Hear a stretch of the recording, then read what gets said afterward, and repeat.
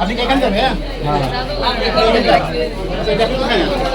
কোথায় নিচ্ছেন এটা? নিচ্ছে না তো তাহলে এখান তো আসলে এটা নেওয়া ঠিক হবে না, এটা তো তদন্তের কাজে লাগবে। এটা কি নিচ্ছেন, কোথায় কি পাইলেন এটা? হ্যাঁ, আর এটা পাইছে এখানে ছবি তুলতেছে এটা আপনি এভাবে নিয়ে নিন, এটা কর্তৃপক্ষের কাছে জমা দেন।